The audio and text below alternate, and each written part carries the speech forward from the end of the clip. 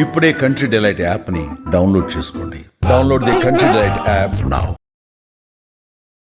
Welcome to our channel. ఈ రోజు మనతో పాటు రమ్మగారు ఉన్నారు. నమస్తే రమ్మగారు. నమస్తే జయ. రమ్మగారు ముగ్గురమ్మల మూలపుటమ్మగా విజయవాడ కనకదుర్గమ్మకి పేరు. ఈ అమ్మని దర్శించుకోవటానికి ఒక్క తెలుగు ప్రజలే కాకుండా పక్కనున్న రాష్ట్రాల నుంచి కూడా వస్తూ ఉంటారు. అలానే మాలధారణ కూడా స్వీకరిస్తారు భవానీ మాలలుగా. అమ్మవారి చరిత్ర ఒకసారి మాట్లాడుకుందాం రమ్మగారు. తప్పకుండా జయ. అమ్మవారి పుట్టుక, ఆవిడకి అంత ప్రత్యేకమైన స్థానం రావటానికి గల కారణం. అయితే మనకి తెలుగు రాష్ట్రాల్లో శక్తిపీఠాలు ఉన్నాయి, కానీ శక్తిపీఠాలకి మించిన గొప్పతనం కనకదుర్గమ్మ వారికి ఉంది. సాధారణ మనకు ఉన్నాయి కదా, ఇప్పుడు ఆలంపూర్లో జోగులాంబ ఉంది, తర్వాత ఏమో మన పిఠాపురంలో పురుహూతికాదేవి ఉంది, తర్వాత మాణిక్యాంబని, శ్రీశైలంలో భ్రమరాంబికని, వీళ్ళందరినీ కంటే కూడా కనకదుర్గ విపరీతమైన ప్రాచుర్యంలోకి వచ్చింది. ఎందుకంటే ఇది ఈ దేవాలయం మనం ఏదైతే చెప్పుకుంటున్నామో ఇవాల్టిది కాదు, కృతయుగం నాడు అమ్మవారు వెలిసిన దేవాలయం. ఇప్పుడు మనం చూస్తున్న రూపంలో కాకుండా ఆమె సహజ స్వరూపంలో, అంటే దుర్గమ స్వరూపంతో ఇక్కడ వెలిసారట. ఇది కృతయుగంలో ఎప్పుడు చెప్పుకుంటాం, ఎప్పటి సంగతి అంటే ఇది మహిషాసుర మర్దిని కథ మనం వింటూ ఉంటాం. విజయదశమి నాడు అమ్మవారు మహిషాసుర మర్దినిగా అవతరించిందని. ఆ కాలంలో దుర్గమాసురుడు అనే ఒక రాక్షసుడిని వధించడానికి అమ్మవారు ఈ రూపాన్ని తీసుకున్నారు. ఆమె 18 చేతులతోటి అతన్ని వధించి తర్వాత మహిషాసుర మర్దనం కూడా చేసిన తర్వాత ఆ భయంకరమైనటువంటి రౌద్ర స్వరూపాన్ని దేవతలందరూ దర్శించారు. ఆ తర్వాత ఆమె వాళ్ళని సంతోషపెట్టడానికి రాజరాజేశ్వరిగా అవతరించిందట. అయితే దేవతలందరూ ఏం అడిగారంటే, ఈ ప్రత్యేకమైన రూపం ఉంది కదా, అది కూడా ఆ రూపాన్ని కూడా మేము ఎల్లప్పుడూ దర్శించేలాగా మాకు అనుగ్రహించమ్మా అని అడిగారట. అడిగితే ఆమె ఏమందంటే, ఇంత స్వరూపాన్ని, ఇలాంటి ఉగ్రతని తట్టుకోగలిగే వాళ్ళు ఎవరైనా ఉన్నారా భూలోకంలో? భూమి మీద అవతరిస్తే దేవతలు, మునులు, ఋషులతో పాటు మానవులు కూడా దర్శిస్తారని దేవతల ఉద్దేశం. ఇంత రూపాన్ని ఎవరైనా భరించగలరా, ఇంత ఉగ్ర స్వరూపాన్ని అని అడిగితే అప్పుడు ఏమన్నారట బ్రహ్మాది దేవతలు. అప్పట్లో ఇంద్రకీలుడనే ఒక గంధర్వుడు అమ్మవారిని కోసం తపస్సు చేశాడట. ఆయన ఏమడిగాడంటే, నా గర్భస్థవై ఉండు నువ్వు అని అడిగాట. తన గర్భంలో అమ్మవారిని ధరించాలన్న కోరిక. అప్పుడు ఆమె ఏమన్నారంటే, ఇతన్ని ఒప్పుకోలేదట. నన్ను గర్భంలో ధరించడం అంటే సాధారణమైన విషయం కాదు, నీ వల్ల కాదంటే తర్వాత కల్పాంతంలో ఎప్పుడైనా అవకాశం ఇస్తాను నీకు, నువ్వు ఇంత తపస్సు చేసావు కాబట్టి అని చెప్పారు. ఆ ఇంద్రకీలుడు ఒక పర్వతంగా మారి అమ్మ తనని ఎప్పుడు అనుగ్రహిస్తుందో అని వేచి ఉన్నాడు. అతను ఎలాగో కోరుకున్నాడు కాబట్టి అతను పర్వతము, నిన్ను భరించగలిగే అవకాశం ఉంది, ఎంతో కాలంగా అతను వేచి ఉన్నాడు, అతని గర్భాన ఉదయించు ఇదే రూపంతో, మేము నిన్ను ఈ రూపంతో కూడా ఎప్పుడు కొలుస్తూనే ఉంటామని దేవతలు, బ్రహ్మాదేవతలందరూ అడిగారు. అప్పుడు ఆమె ఈ ఇంద్రకీలము అనే పర్వతం యొక్క గర్భం నుంచి ఉద్భవించిందట, మహోగ్ర రూపంతో. ఆ ఉగ్ర రూపం ఇట్లా కొండ మీద దిగేసరికల్లా లోపల నుంచి ఇట్లా వచ్చిందనమాట బయటికి. గర్భంలోంచి ఉదయించటమే అది. నీకు కొండ పైన కొసన లేదు దేవాలయం, ఉండదండి, మధ్యలో ఉన్నట్టు ఉంటుంది. ఈ వచ్చేసరికల్లా ఈ అమ్మవారికి కుడి ఎడమ కళ్ళు ఏంటంటే, కుడి కన్ను అగ్నినేత్రం అట, ఎడమ కన్ను ప్రశాంత నేత్రం, అంటే సూర్యచంద్రుడు. సూర్యచంద్రులే అమ్మవారి నేత్రాలు అని చెప్తాం కదా. ఈ కుడి కన్నులోంచి వచ్చిన జ్వాలలకి ఆ కుడివైపు ఉన్న కొండ భాగం అంతా పగిలి మండిపోవటం మొదలుపెట్టింది. ఎంత మంట వచ్చేసి ఉంటుంది. వచ్చేసరికల్లా అమ్మవారి దశ రూపాలలో ఒకటైన మంగళగౌరీదేవి ఆ క్షణంలోనే అక్కడికి ఉద్భవించి ఆ క్షణంలో ప్రత్యక్షమయ్యి ఆ మంటని ఆపి దాన్ని ఏం చేసినట్టు, ఆ శకలం ఏ కొండ ముక్క అయితే విరిగిందో దాన్ని తన పాదంతో అణిచి కొంచెం దూరంగా పెట్టారట. అదే మంగళగిరి అని చెప్పుకుంటాం. ఇప్పుడు మనం మంగళగిరి అని చెప్పుకునేది ఇంద్రకీలాద్రిలోని ఒక మొక్కేనని చెప్తారు. ఆ కొండ మీదే ఆ ఉగ్రత తాలూకు రూపమే జ్వాలా నరసింహస్వామిని, ఆయన శాంతింపజేయడానికి పానకం అర్పిస్తారని చెప్పుకుంటాం. మనకి మంగళగిరి దానికి ఒక ప్రత్యేకమైన స్థానం ఉంది. ఈ ఇప్పుడు కృతయుగంలో జరిగిన కథ కదా, అప్పుడు ఇలా జరిగిందని చెప్పబడింది. ఒక పుస్తకంలో ఈ కథ ఉందన్నమాట, ఇట్లా ఒక పురాణంలో చెప్పబడింది. అయితే ఈ మంగళగౌరీ దేవి కూడా అక్కడ ఉద్భవించడం వల్ల ఈవిడ ఇలా భయంకరమైన రూపంతో ఉంది. అప్పుడు బలులు అవి సమర్పించేవారు, అమ్మవారి ఉగ్రతని అలాగే పెంచి అట్లా ఉంచారు. ఇది కృతయుగంలో జరిగింది. దేవతలు అందరూ పూజించేవారు. త్రేతాయుగంలో ఏం జరిగింది అనే దాని మీద మనకు పెద్దగా దాని మీద కథాంశాలు ఏం కనపడవు. అయితే తర్వాత యుగమైనటువంటి ద్వాపర యుగంలో ఈ పాండవులు రాజ్యభ్రష్టులు అయిపోయిన తర్వాత, అయితే పాండవుల్ని వాళ్ళకి ఏమిటి సలహా అన్నిటికీ కృష్ణుడినే కదా అడుగుతారు. అవును. అయితే ఈ కృష్ణుడిని సలహా అడిగారు. ఏం చేయమంటావు ఈ విపత్కర పరిస్థితి నుంచి బయటపడడానికి మమ్మల్ని ఏం చేయమంటావంటే, ఎవరి దారిని వాళ్ళు బలాన్ని పెంచుకోవాలి. మీలో అత్యున్నత బలము అత్యున్నత ప్రత్యేకతలు కలిగిన వాడు అర్జునుడు. అర్జునుడు తపస్సు చేసి దివ్యాస్త్రాలని సాధించాలని కృష్ణుడు సెలవిచ్చాడు. ఆయన తపస్సు చేయటానికి అనువైన పర్వతంగా ఈ ఇంద్రకీలాద్రిని చెప్పారు. అర్జునుడు ఇక్కడికి వచ్చి ఇంద్రకీలాద్రి మీద ఎక్కడైతే మహోగ్ర రూపంతో అమ్మవారు కొలువై ఉందో ఆ పర్వతం మీదే తపస్సు చేశాడు. తపస్సు చేసేసరికల్లా అక్కడ తపస్సు ఈ విజయవాటిక అనే పేరు అందుకొచ్చింది అనమాట. ఆయన అక్కడ తపస్సు చేయటం మొదలుపెట్టాడు. ఇతని తపస్సుకి మెచ్చిన పరమేశ్వరుడు ఈ అంబికా సమేతుడై అక్కడికి వచ్చాడు. వచ్చి ఏం చేశాడంటే ఈ అర్జునుడిని తన వైపు లాక్కోవటానికి, భగవంతునికి భక్తునికి ఉన్న దగ్గర సంబంధం ఏమిటి అనేది చూపించడానికి ఏం చేశారు, ఒక వరాహం రూపాన్ని వదిలిపెట్టారు. అర్జునుడు వరాహాన్ని చూశాడు, బాణం తీసి కొట్టబోయాడు. అదే సమయానికి ఒక కిరాతుల జంట అక్కడికి వచ్చింది. ఆ కిరాతుడు కూడా బాణం వేశాడట ఈ పంది మీద. మొదటి తగిలిన బాణం నాదంటే నాదని వీళ్ళిద్దరూ కొట్టుకున్నారు, కిరాతుడు అర్జునుడు. నేను వధించాను అంటాడు, ఈ బాణం నాది, మొదట నేను చూశానంటాడు కిరాతుడు. మొదట కొట్టిన బాణం నాదంటాడు అర్జునుడు. వీళ్ళిద్దరూ కలిసి యుద్ధం చేయబోయారు. కిరాతుడికి అర్జునుడికి కిరాతార్జునీయం అని కథ చెప్పుకుంటాం. అయితే అప్పుడు ఈ యుద్ధంలో అర్జునుడి ప్రతిభకి మెచ్చిన పరమేశ్వరుడు కిరాత స్వరూపంలో వచ్చి అతన్ని అనుగ్రహించడానికి వచ్చి పాశుపతాస్త్రాన్ని ఇచ్చాడట. పాశుపతాస్త్రం సంధించాడు అర్జునుడు అని భారతంలో చాలా చోట్ల కనపడుతుంది. ఆ అస్త్రాన్ని ఈ ఇంద్రకీలాద్రి మీదే అర్జునుడు సాధించాడు. అర్జునుడి విజయానికి చిహ్నంగానే ఆ ప్రాంతాన్ని విజయవాటిక అనడం మొదలుపెట్టారు. అమ్మవారు అక్కడ కొలువయ్యే ఉంది. ఆ సమయంలో అర్జునుడు కూడా ఒక శివలింగ ప్రతిష్ఠ చేశాడట అక్కడ. అయితే ఈ అమ్మవారు ప్రాదుర్భవించిన సమయంలో బ్రహ్మదేవుడు ఒక శివలింగాన్ని ప్రతిష్ఠించాడని, ఆ బ్రహ్మ ప్రతిష్ఠించిన శివలింగం తర్వాత కాలంలో కనపడలేదని చెప్తారు. తర్వాత కాలం ఇంకా అంటే ఇది కూడా వెళ్ళిపోయిన తర్వాత, ద్వాపర యుగం వెళ్ళిపోయి కలియుగం ప్రారంభమైన తర్వాత మాధవర్మ అని ఒక రాజుగారు ఆ ప్రాంతాన్ని పరిపాలించేవాడట. అప్పటికి అమ్మవారు ఎలా ఉంది మనకు తెలిసి, మహిషాసుర మర్దిని రూపంతోటే ఉంది.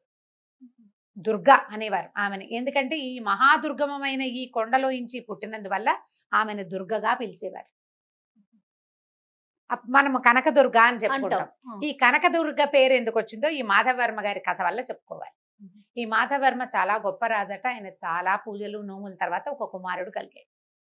అయితే మహోద్భుతంగా ఈ అమ్మవారికి చాలా ఉత్సవాలు జరిపేవాళ్ళట వాళ్ళు. ఈ ఉగ్రస్వరూపంలో ఉన్న అమ్మవారికే చాలా ఉత్సవాలు జరిపేవారు. సాయంకాలం అయ్యేసరికల్లా అమ్మవారి సంచారానికి దిగేదట కొండ మీద. అందుకని సాయంత్రం అయ్యేసరికి చీకటి పడేసరికి ఎవ్వరూ బయటకు వచ్చేవాళ్ళు కాదు. ఆమె ఈ మహోగ్ర రూపంతో సంచారం చేస్తుందని, బలి కోరుతుందని అప్పుడు ఎవ్వరూ మానవ మాత్రుడు జంతు సంచారం కూడా ఉండేది కాదు. మనం ఇలాంటి కథలు భద్రకాళి దేవాలయాల దగ్గర కూడా వింటాం. అవునండి. అమ్మవారు సాయంకాలం సంచారానికి వస్తుంది. పగలు వీళ్ళు ఇచ్చిన ఆహారం తోటి ఆవిడ సంతృప్తి పడి ఉండేది. సాయంకాలం వచ్చేసరికల్లా ఆమెలోని ఉగ్రశక్తి బయటకు వచ్చేది. అందుకని మనుషులు కనపడకుండా ఉండేవాళ్ళు. ఒకనాటి సాయంకాలం చింతకాయలు కోసుకోవడానికి ఒక పేదరాలు, ఆమెకు 7-8 ఏళ్ల కుమారుడు వచ్చారట. చింతకాయలు కోసుకున్నారు. చీకటి పడుతోందని గబగబా ఇంటికి వెళ్ళిపోవడానికి వెళ్తున్నారు. ఈ వెళ్లే సమయంలో ఏమైంది, కొండ మలుపులో అట్నుంచి వచ్చేవాళ్ళు కనపడరు. వీళ్ళ మలుపు తిరిగే సమయానికి అవతల పక్క నుంచి ఒక పెద్ద రథం, 6 గుర్రాలు కూర్చున్న రథం ఒకటి వచ్చింది. ఈ రథం స్పీడ్గా వచ్చి వీళ్ళిద్దరికీ తగిలింది. కానీ తల్లి ఇవతలుంది, పిల్లవాడు కొంచెం ఆటకాయతనంగా ముందు పరిగెడుతుంటారు కదా పిల్లలు. రథం కింద పడిపోయాడు పిల్లాడు కాస్త మరణించేసరికల్లా అమ్మాయి గోడుని ఏడుస్తూ నా పిల్లాడిని ఎవరో రథం తొక్కేసిందని ఈ పిల్లవాడి మృతదేహాన్ని భుజాన్ని వేసుకుని రాజుగారి సన్నిధికి వెళ్ళింది. అప్పుడు ఒక ధర్మగంటని గంట కొట్టేవారు. ఆ గంట ఎవరు కొట్టినా, ఏ సమయంలో గంట కొట్టినా రాజు వచ్చి వాళ్ళకి తీర్పు చెప్పేవాడు.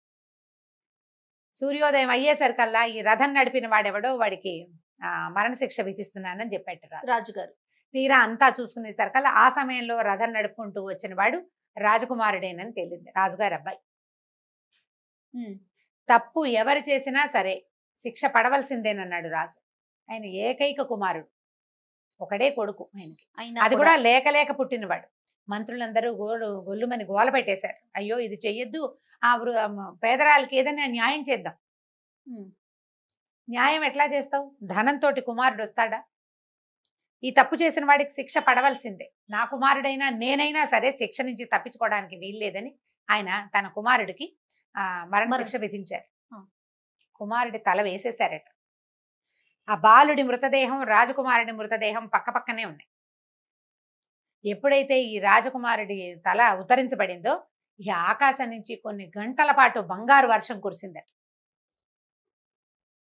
బంగారం కురిసింది. విజయవాటిక అంతా బంగారంతో నిండిపోయిందట.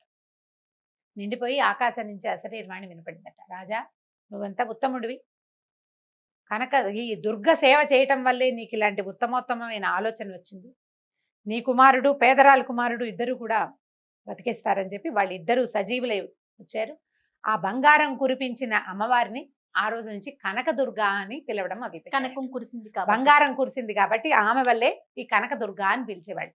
కానీ అమ్మవారు దుర్గమమైన స్వరూపంతో ఉండేది, భయం వేసేది చూడ్డానికి.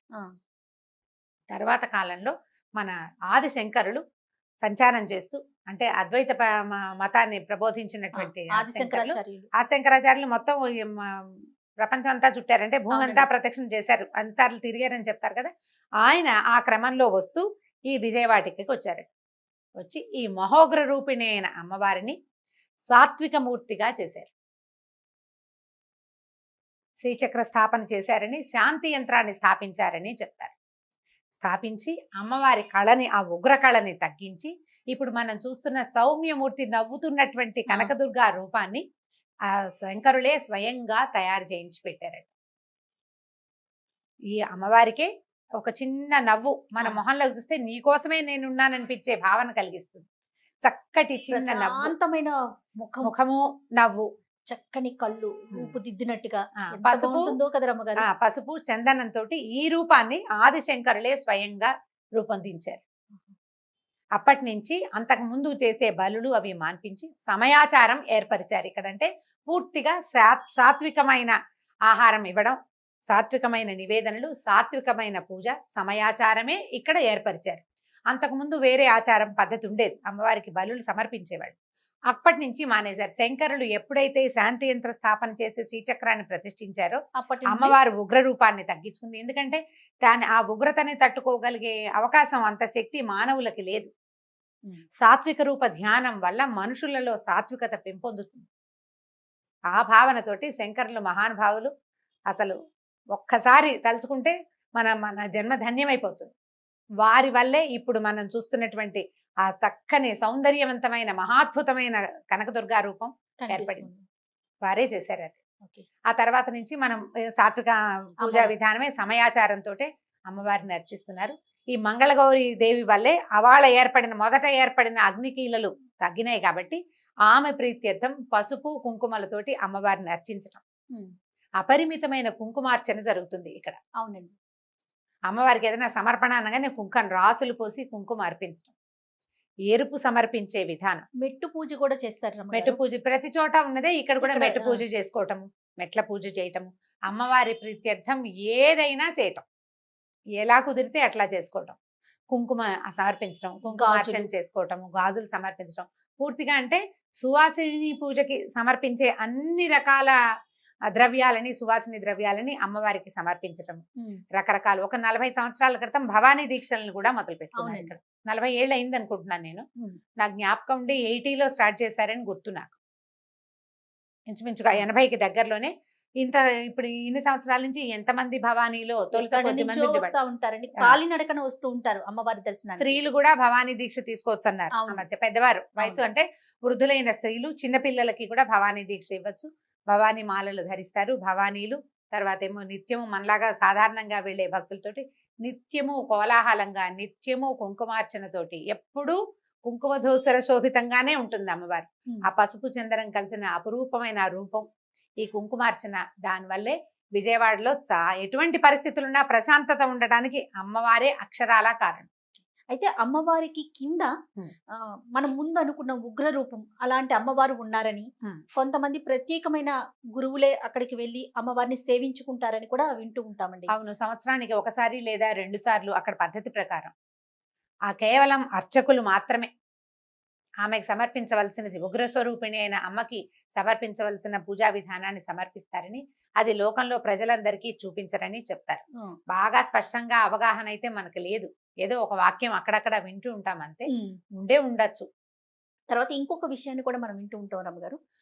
ప్రతిరోజు ఉదయం 4 గంటలకి ఇంకా అంతకన్నా ముందు కూడా లేచి కృష్ణా నదికి వెళ్ళి నీటిని తీసుకొచ్చి మేళతాళాలతో తీసుకొచ్చి పైనున్న అమ్మవారికి అభిషేకం చేస్తారు అనేసి. ఇప్పుడు నిత్యాభిషేకం చేస్తారు. అభిషేకం చేయాలంటే ఇప్పుడు ఈ కృష్ణానది తీరంలోనే ఈ కొండ అమ్మవారు ఉన్నారు కాబట్టి. ఈ కొండ ఉంది. పైగా మనం కార్తీక పురాణంలో విన్నాం, కృష్ణ సాక్షాత్ విష్ణు స్వరూపం. నదులుగా మారిపోండని దేవతల్ని సరస్వతీదేవి శపించిందని, ఆ నదుల్లో భాగంగానే ఈ కృష్ణానదిగా ఈయన విష్ణుమూర్తి. అందుకే కృష్ణ నల్లటిదని చెప్తారు. నల్లగా ఉంటుంది కృష్ణానది అంటే, అడుగునున్న సాయిల్ని బట్టి నీరు అట్లా కనపడుతుంది, కానీ కృష్ణ నల్లటిది, విష్ణు స్వరూపం. ఈ విష్ణు స్వరూపమైన కృష్ణానది జలాలతోటి అమ్మవారికి అభిషేకిస్తే ఆమె శాంతంగా ఉంటుంది.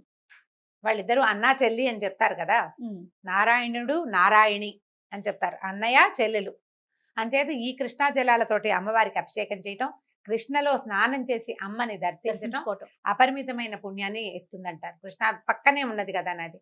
బ్రహ్మంగారి కాలజ్ఞానంలో కూడా ఈ కలియుగాంతం ఎప్పుడంటే, ఈ కృష్ణానది పొంగి కనకదుర్గాదేవి ముక్కుపుడకని తాకినప్పుడు ఇది పొంగి ఇది వచ్చేస్తుంది, అంటే కలియుగాంతం వచ్చేస్తుంది అంటారు. ఎప్పటికో అది ఇంకా చాలా సమయం ఉంది. అమ్మవారి ముక్కుపుడకకి చాలా ప్రత్యేకత ఉంది. అవునండి. ఎందుకంటే ఈ సువాసిని లక్షణాల్లో ముక్కుపుడక ముఖ్యమైనది. అమ్మవారికి ఖచ్చితంగా మీరు ఏ రూపంలో అయినా చూడండి, ఒకవైపు చిన్నది, రెండో వైపు బేసరి కనపడుతుంది ముక్కుపుడక. ముక్కుపుడక ఖచ్చితంగా ఉండాలి అమ్మవారి స్వరూపానికి. ఇప్పుడు ఈ కనకదుర్గాదేవి కూడా ముక్కుపుడక ఉన్నది. ఈ పుడకని తాకటము అంటే అంత పైకి నీరు రావడం అన్నమాట. ఖచ్చితంగా పాదాల దగ్గరికి కాదు, పాదాల దగ్గర పైదాకా రావాలంటే మహాప్రళయం వస్తే గానీ అవ్వదు కదా. అలాంటిది కాలం ఒకటి వస్తుందని, అప్పుడు కలియుగాంతం అవుతుందని చెప్తారు. అమ్మవారి కృష్ణ యొక్క అంటే ఈ దుర్గాదేవి యొక్క ముక్కుపుడక అని చెప్పడం కంటే ప్రధానమైంది అంత ఎత్తున ఈ తరంగాలు రావడము అంటే మహాప్రళయం వచ్చినప్పుడే వస్తుంది.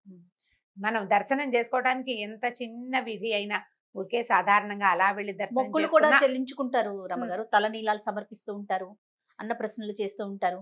అక్కడ అంటే ఇప్పుడు దేవాలయం అక్కడ చేసుకోగలిగిన అన్ని కార్యక్రమాలు జరుపుకుంటూ ఉంటారు. తలనీలాలు అసలు మనకు చెప్పబడింది కలియుగారంభంలో విష్ణుమూర్తికే, వెంకటేశ్వర స్వామికే తలనీలాలు. క్రమంగా మనకు అది అలవాటైంది. తలనీలం ఇవ్వటం అంటే ఏమిటి చేయ, ముక్కు అంటే మన అహంకారాన్ని పాదాల యందు సమర్పించడం భగవంతుడికి. నాకు అహంకారం లేదు, సౌందర్యం పట్ల ఆపేక్ష లేదు, నీ మీద ప్రేమే ఉందని దేవుడికి తెలియజేయటం, చెప్పడం. ఒకసారి నెత్తిమించి వెంట్రుకలు తీసేసి సరికల్లా ఏమవుతుంది, అందం పోయినట్టు అయిపోతుంది. తల ఇచ్చినట్టు తలనీలాలు ఇవ్వటం అంటే, నా అహంకారాన్ని నీ పాదాల కింద వదిలిపెట్టేస్తున్నానమ్మా అని చెప్పడం కోసమే తలనీలాల సమర్పణ. ఆ తర్వాత చెవులు కుట్టిస్తారు, ముక్కు ఇక్కడ కుట్టించుకునే వాళ్ళు ఉంటారు, అన్నప్రాసనలు చేసుకుంటారు, ఉయ్యాలలు కడతారు, ఎన్ని రకాలైనా చేయొచ్చు. ఈ శంకరుడు ఇక్కడికి వచ్చినప్పుడే బ్రహ్మ ప్రతిష్ఠ చేసినటువంటి శివలింగాన్ని తెలుసుకున్నారు, ఆయనకు తెలిసిందనమాట. అప్పుడు స్వామివారిని శివలింగం, ఇప్పుడు మనకి మల్లికార్జున స్వామి ఉన్నాడు కదా, మల్లేశ్వరుడు, దుర్గా మల్లేశ్వర స్వామి కదా. మల్లేశ్వరుడు ఎలా వచ్చాడంటే, ఈ శివలింగాన్ని శంకరుడు మళ్ళీ ప్రతిష్ఠ చేసి మల్లెలతోటి అర్చించారట తొలిసారిగా. అంచేత ఆయన్ని మల్లేశ్వర స్వామి అని చెప్తారు. అమ్మవారితో పాటే అయ్యవారు వచ్చారు అక్కడ. వీళ్ళిద్దరిని, అయ్యవారిని అమ్మవారిని ఇద్దరిని దర్శిస్తే విశేషమైన ఫలితం లభిస్తుంది. దుర్గామల్లేశ్వర స్వామి దేవస్థానం అనే చెప్పుకుంటాం దాన్ని. అవునండి కదా. అయితే ఈ అమ్మవారిని చూసి అట్నుంచి దిగొచ్చేయకుండా మనకి లైన్ కూడా అలా వెళ్ళి మల్లేశ్వర స్వామిని కూడా అయ్యవారిని కూడా చూసే బయటికి రావాలి. ఆ విధానమే అట్లా ఏర్పరిచారు. ఆమెను చూసి ఆయన్ని చూడకపోతే ఆమెకు చాలా కోపం వస్తుందట. మరి చాలా వరకు ఆలయాల్లో అయ్యవారిని చూసాక అమ్మవారి దగ్గరికి వెళ్తాం కదరమ్మగారు. అవునవును. కానీ ఇక్కడ మాత్రం అమ్మవారిని చూసిన తర్వాత అయ్యవారి దగ్గర, ఆయన దగ్గర, ఎందుకంటే ముందు ఆవిడ వచ్చింది, తర్వాత ఆయన వచ్చారు కాబట్టి ఆ వరుసలోనే మనం ఇద్దరి దర్శనాలు చేసుకుని దిగి వస్తాము. ఇక్కడ మంగళగౌరి పూజా విధానం చేస్తారు, పసుపుతోటి కుంకుమతోటి అర్చనలు చేయబడతాయి, అఖండంగా గాజులు అవి సమర్పిస్తారు. పూర్తిగా సువాసిని అర్చనే మొత్తం అక్కడంతా. మనం దర్శించగలిగిన వాడికి కొంగు బంగారమే, ఏమైనా రకరకాల మొక్కులు మొక్కుకుంటాం. అనారోగ్యాల్లో పిల్లలను సంతానం కోసం అనారోగ్యం, మొక్కులు, ప్రయాణాల్లో ఏ సమస్య లేకుండా వస్తే నిన్ను చూస్తామమ్మా అని ఏ మొక్కు లేకుండా దర్శించినా మనకి రావాల్సిన ఫలితం మనకి లభిస్తుంది. కొంగు బంగారం కనకదుర్గ.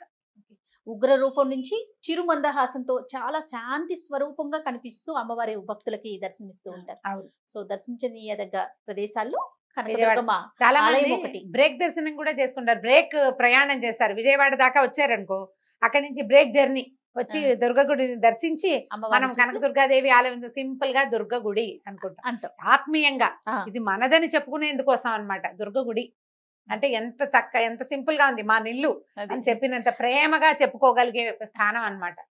మరీ ముఖ్యంగా అక్కడ జిల్లాలు ఆ పక్కన వారైతే మాత్రం మీరు అన్నట్లుగా దుర్గగుడి అనే అనుకుంటాము. అవును. కొంచెం దూరం ఉన్న వాళ్ళు కనకదుర్గమ్మ ఆలయం, ఆ. విజయవాడ ఇంద్రకీలాద్రి అక్కడ అదే. దాకా వాళ్ళ వెళ్తారు. అమ్మగారు వీళ్ళమ్మగారు అని చెప్పినట్టుగా ఉం. మనమైతే మా అమ్మని చెప్పుకుంటాం అంతే కదా. కదా. ఈ మా అమ్మని చెప్పుకునేందుకు అవకాశం ఇచ్చినటువంటి బంగారు తల్లి కనకదుర్గమ్మకి నమస్కారం. నమస్తే.